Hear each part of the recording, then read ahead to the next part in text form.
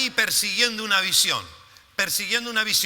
Y aunque lo vamos a enmarcar mucho en el contexto iglesia y pues lo que le estaba pasando también a Nehemías con la construcción del muro de Jerusalén, esto tiene directamente que ver contigo, porque tiene que ver con tu familia, con la construcción de tu familia, con la construcción de tu futuro, con la construcción o el levantamiento de una empresa o de un proyecto que tú sientes que Dios quiere, o de un ministerio que Dios te ha dado y que todavía está ahí esperando a que lo pongas en marcha. No lo sé, pero sí tiene que ver con perseguir una visión.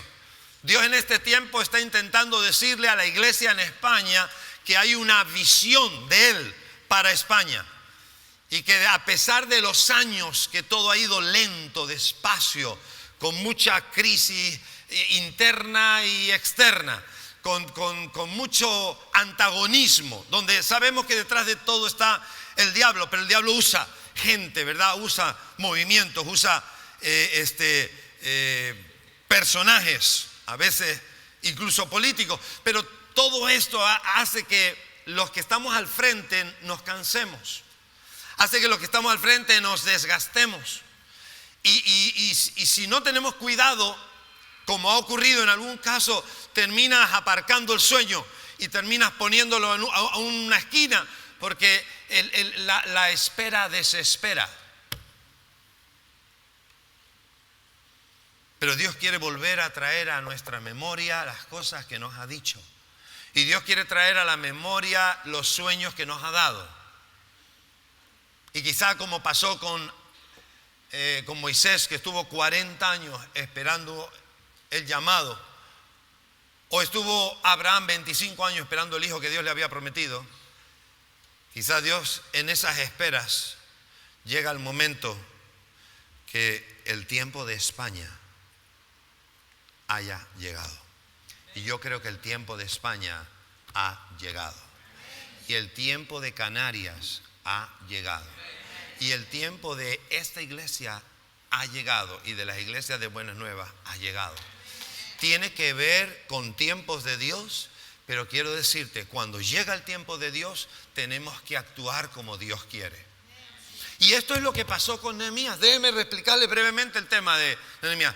Todos saben, y si no saben se lo digo sin entrar en demasiados detalles, que Dios castiga al pueblo de Israel, permitiendo que una nación extranjera lo conquiste, destruya toda la ciudad, el templo de Salomón lo destruye, todas las riquezas y las cosas lindas que había dentro las sacaron y se las llevaron, destruyen los muros de Jerusalén y Jerusalén queda como una ciudad destruida, completamente quemada, nada digno de exaltar de esa ciudad.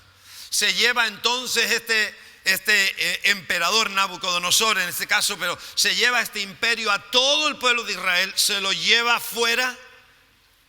Y en ese exilio que dura 70 años, Dios trata con el corazón de ellos. A veces Dios va a usar situaciones difíciles para trabajar con nuestro corazón. ¿A quién le gusta? A nadie. ¿Quién elegiría eso? Nadie. Pero Dios, que conoce nuestro corazón, sabe cómo tratar para conseguir o por lo menos llevarnos al punto que nos quiere llevar. Otra decisión será si lo acepto o no. Pero quiere llevarnos y Él sabe cómo. Y Él trabaja 70 años con eso. Y cuando terminan los 70 años, se levanta otro emperador. En este caso se llama Ciro. El miércoles estuvimos hablando de eso. Y este Ciro decide cambiar la estrategia. Y entonces dice, Dios me ha hablado. Ahora cojan todos los judíos, váyanse a Jerusalén, tomen, aquí tienen dinero, aquí tienen animales, aquí tienen permiso, aquí tienen cartas, váyanse y construyan esa ciudad. Cuando va el primer grupo a cargo de Zorobabel, él fue el primer gobernador, no eran reyes, eran gobernadores, manda Ciro a este primer hombre, él va con una gran expedición.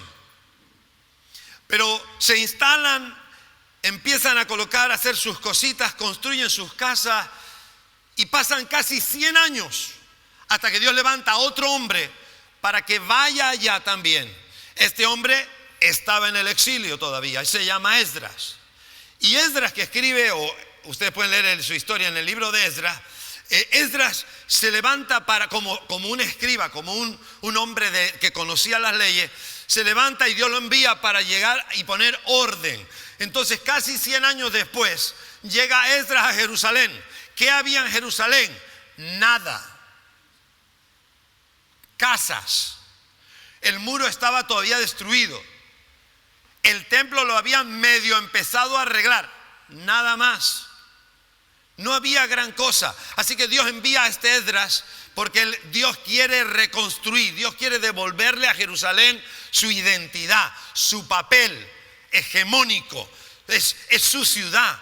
Es su ojito derecho. Es donde él había puesto, elegido una ciudad, había puesto su nombre. Por eso, cuando hablo de todo esto, hablo de una reconstrucción. Escúchame, piensa en tu matrimonio, piensa en tu familia, piensa en tu negocio, piensa en tu iglesia, piensa en esta iglesia. Dios, después de un tiempo, va a levantar hombres para hacer una reconstrucción. Piensa en la nación, una reconstrucción. Y esta reconstrucción no va a ser fácil, no va a ser como al principio, va a tener muchos inconvenientes porque no partimos de cero, partimos de menos de cero. Primero hay que llegar a cero para luego empezar a construir. Entonces, cuando Dios elige a estos hombres, primero pone a Zorobabel con el primer grupo, no terminan de hacer, mira que les manda profetas para que se activen, no terminan de activarse, y luego manda a Esdras, y Esdras llega allí. Y cuando Esdras llega allí, pone en orden las cosas, pero no tuvo un trabajo de levantar los muros, sino un trabajo solo de poner orden en el corazón, en que se separaran de los pueblos que se estaban mezclando, y puso un par de normas en orden. 14 años después, un año fácil de recordar, 444. 444 antes de Cristo, pasa lo que acabamos de leer. Nehemías está fuera, no está en Jerusalén, está en el exilio todavía, porque fueron para Jerusalén, pero no todos, se quedó mucha gente. Y él nace en el exilio, y en el exilio le tocó pues estar de copero del rey. Y cuando está de copero del rey, él recibe una noticia. Y cuando recibe una noticia, recibe una visión. Y lo primero que se le viene a la mente es una Jerusalén destruida, un muro caído y a expensas de cualquier cosa que pudiera pasar. Y entonces él dice, como leímos antes, él se arruga todo, él se pone en la presencia de Dios y empieza a decir: Señor, ten misericordia. Y Dios usa a un hombre, diga conmigo, un hombre. Escúcheme, y cuando pensamos en un hombre siempre pensamos en otro. Pero Dios puede usar a cualquier hombre para despertar en él una visión que ha de conseguir que Dios logre un propósito. Y cuando antes hablábamos de los jovencitos, lo triste es que Dios tiene que llamar a los jovencitos porque los mayorcitos no responden. ¿Por qué Dios tiene que llamar a otro cuando me ha llamado a mí? ¿Por qué Dios tiene que usar a otro cuando me ha dicho que yo lo haga? Y una de las cargas que todo cristiano, hombre o mujer, mayor o joven, debe tener es: Señor, úsame a mí. Yo no quiero que sea otro no tiene que hacer mi tarea, yo quiero hacer la mía. Y quiero decirte que Dios tiene una tarea específica para cada uno de nosotros. Y ninguna es más importante que la de los demás. Todas forman parte de un conjunto que en su totalidad es el sueño de Dios. Por ejemplo, para una nación. ¿Usted cree que España está en la situación que Dios quiere que esté? ¿Usted cree que la iglesia cristiana de España está en la situación que Dios desea que la iglesia de España esté? No, por supuesto que no. ¿Será por eso que Dios empieza a pensar en los niños? ¿Será por eso que Dios empieza a llamar profetas a los niños? Y ahí es donde todos los que somos mayores deberíamos estar aplicándonos esto y despertando por lo menos por celos. Por celos. ¿Cómo va a usar Dios un niño si yo tengo que hacerlo? Entonces, Estas 3 expediciones en las que fueron llegando los judíos marcaron la historia, y en la última etapa lleva Nehemías. Y yo quiero hablarle de 4 cosas que tienen que ver rápidamente. Quiero hablarle de 4 cosas que tienen que ver con la construcción. Y ahí tú lo aplicas a lo que tú quieras. Tú sabrás lo que tienes que construir. Tú sabrás en qué estás trabajando. Pero hay 4 cosas importantes que el Señor me destacaba a la hora de construir. La primera de todas es una visión. Yo tengo que tener una visión. Y Nehemías tenía esa visión. Si no tengo una visión, ¿qué esfuerzo voy a hacer? ¿Hacia dónde voy a caminar? Y en esa visión, y vente a Nehemías al capítulo 2, versículo 4 y 5. Capítulo 2, versículo 4 y 5.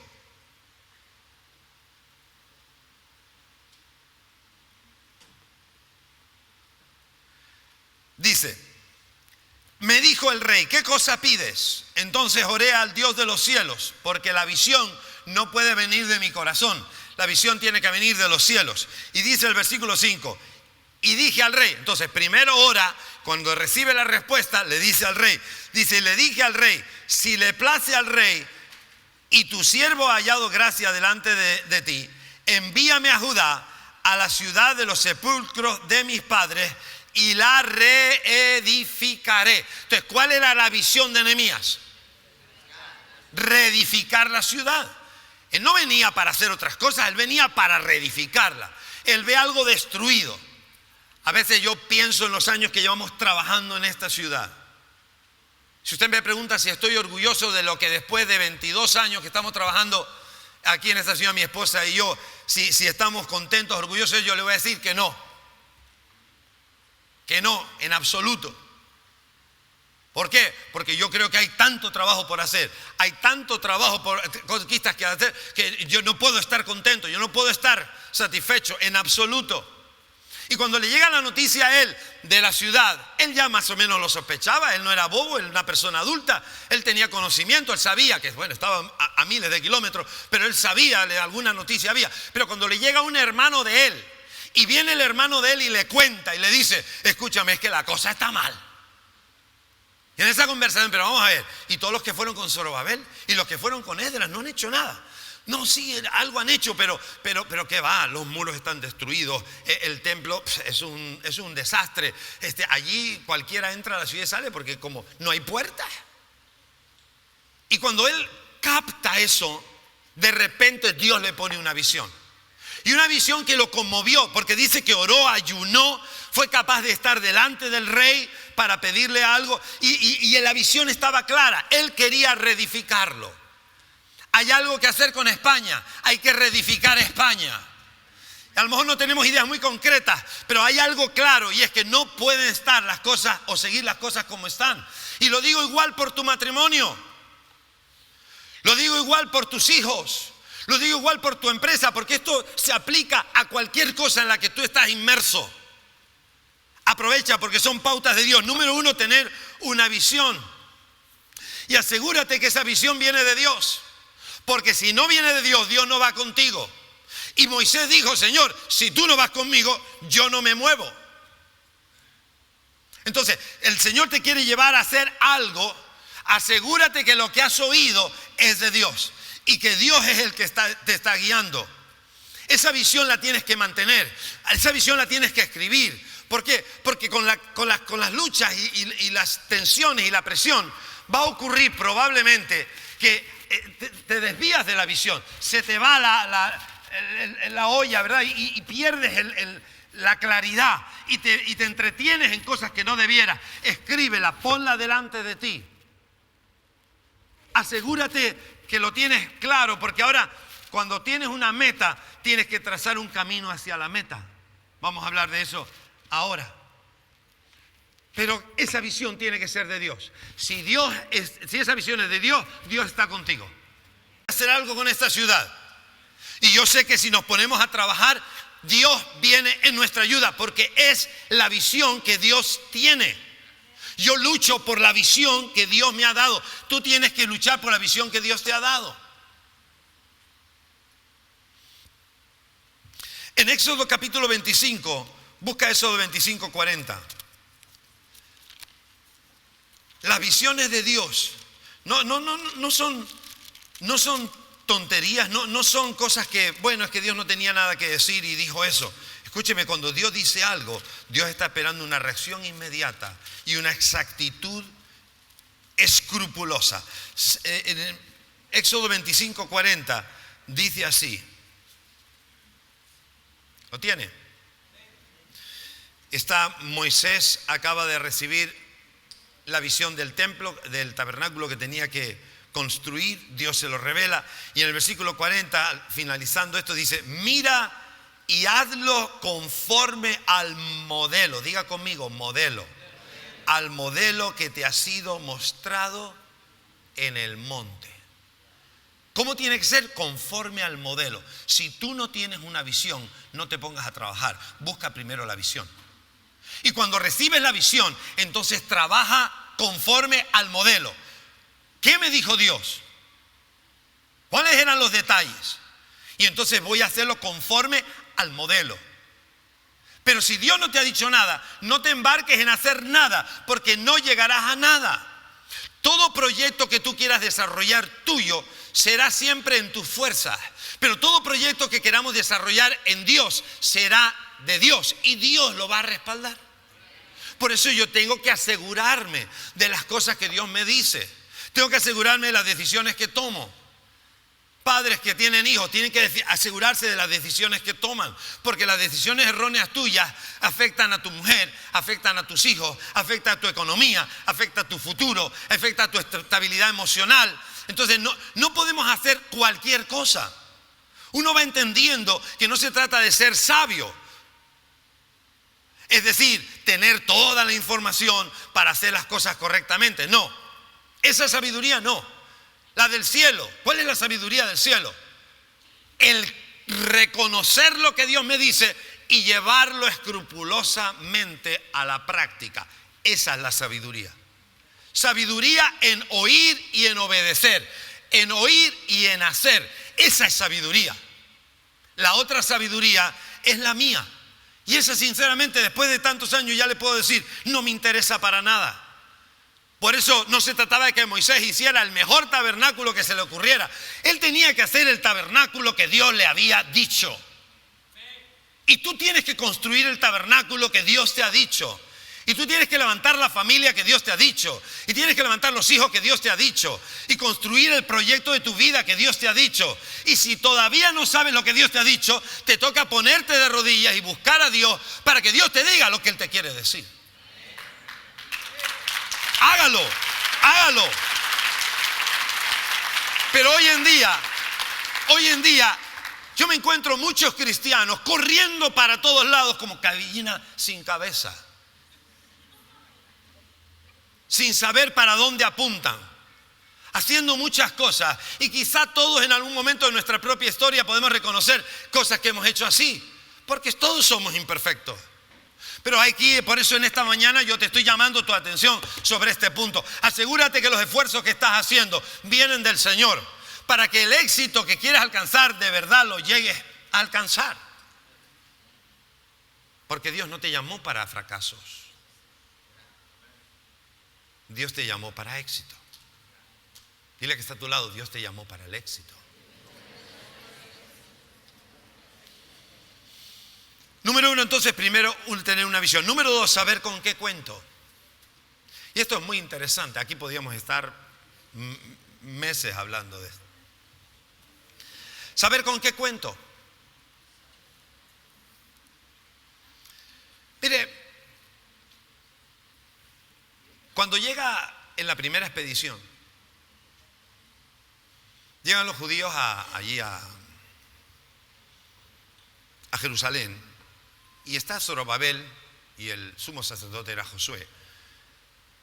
Y están por irse a trabajar. Dice la Biblia que vinieron los vecinos.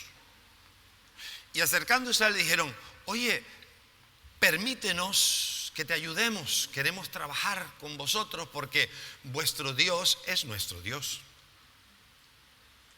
Y de repente Zorobabel trae una contestación que quizás es chocante. ¿Quién va a negar la ayuda de alguien?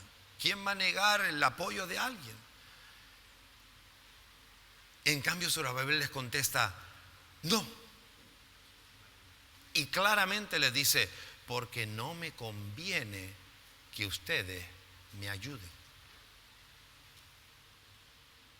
Fíjense qué interesante. ¿Con quién cuento? ¿Qué es lo que tengo a mi lado? ¿Quiénes son los que me van a apoyar? ¿Cuál es mi equipo? ¿Qué instrumentos tengo en la mano para hacer la obra que Dios me ha llamado a hacer?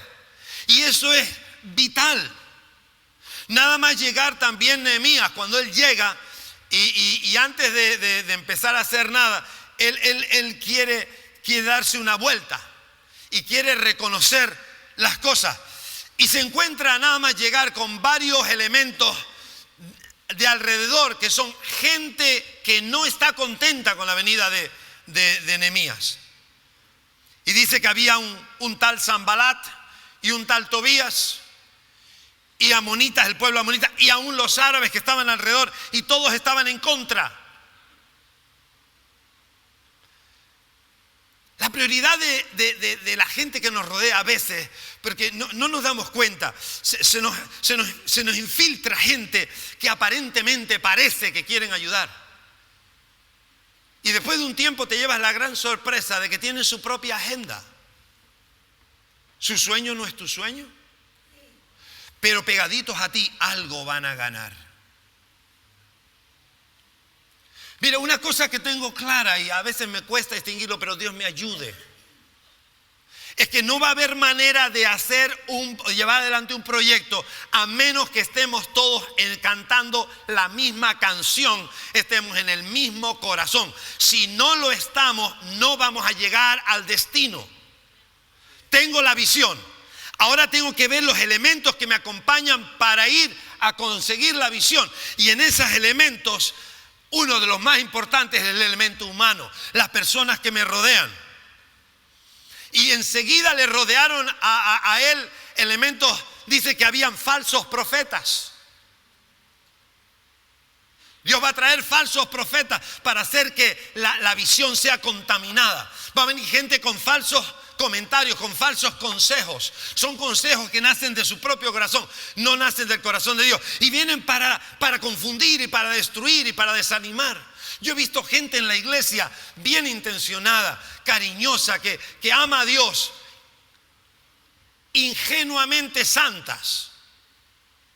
Pero vienen los profetas de turno, vienen los consejeros de turno, que no vienen para ayudar, vienen para compartir sus sentimientos, vienen para decir lo que a ellos les parece.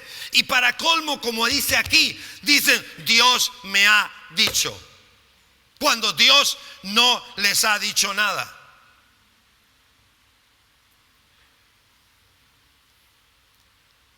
Es una pena ver cómo se destruyen cosas porque metemos el elemento humano. Escucha, el elemento humano aquí no puede aportar absolutamente nada, porque nuestra lucha no es contra cosas que sabemos, nuestra lucha es contra algo que desconocemos. Por eso las instrucciones tienen que venir de aquel que sabe lo que está haciendo, porque yo no lo sé. Si yo le pregunto a ustedes, ¿cuántos demonios hay en esta sala en esta mañana? ¿Cuántos ángeles hay en esta mañana en esta sala? ¿Cuántos creen que aquí hay ángeles?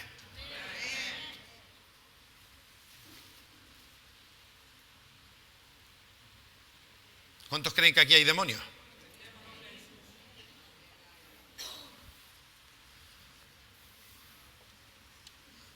¿Con quién cuento?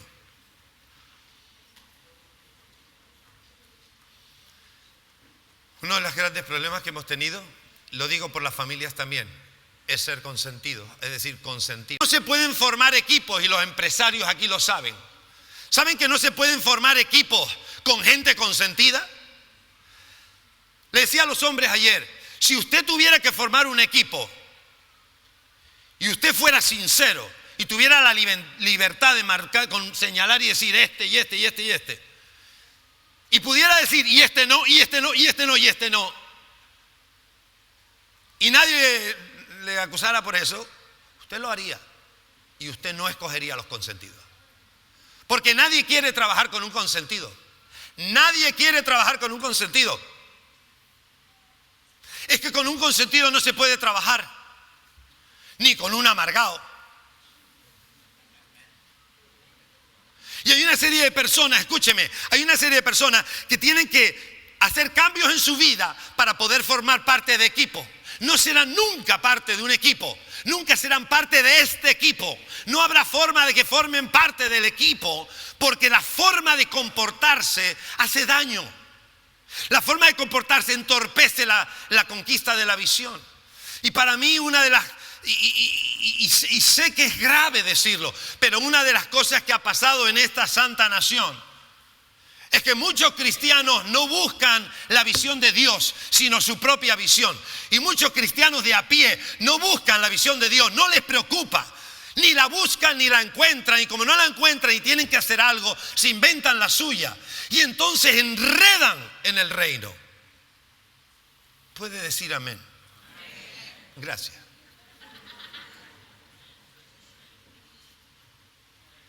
¿Con quién cuento? Dígame con quién cuento. Quiero conquistar esta ciudad, dígame con quién cuento. Es un problema, escúcheme.